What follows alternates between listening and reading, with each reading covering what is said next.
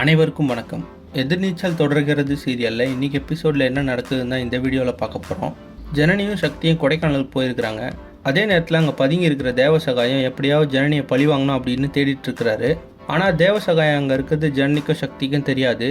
இன்னொரு பக்கம் தன்னோட அடையாளம் யாருக்கும் தெரியாது அப்படின்றதுனால போலீஸை ஏமாற்றிட்டு தேவசகாயம் அங்கே சுதந்திரமாக சுற்றிட்டு இருக்கிறாரு. இந்த நிலைமையில சக்தி மேப்புக்கு சிக்னல் கிடைக்காதனால காரை ஒரு இடத்துல நிறுத்திட்டு டவர் கிடைக்கிற இடமா நடந்து போறாரு. அந்த நேரத்தில் ஜனனி கார்டியே தூங்கிட்டு இருக்கிறாங்க. அந்த நேரத்தில் தேவசகாயம் அந்த இடத்துக்கு வராரு.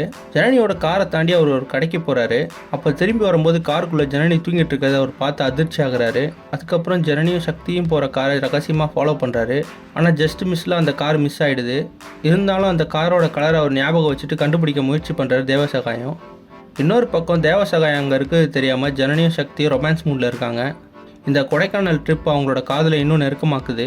ரூமில் பேசும்போது சக்தி சொல்கிறாரு, இங்கே நம்ம நினச்ச நேரத்துக்கு சாப்பிட்லாம், நினச்ச நேரத்துக்கு தூங்கலாம், நம்ம இஷ்டத்துக்கு என்ன வேணாலும் பண்ணலாம், நம்ம குழந்தை அனுமதிச்சா ரொமான்ஸும் பண்ணலாம் அப்படின்னு சொல்லி கிண்டலாக பேசுகிறாரு. இதை கேட்ட ஜனனி சிரிச்சுக்கிட்டே கலாய்க்கிறாங்க. ஆனால் இன்னொரு பக்கம் ஆபத்து நெருங்கிட்டு இருக்கு.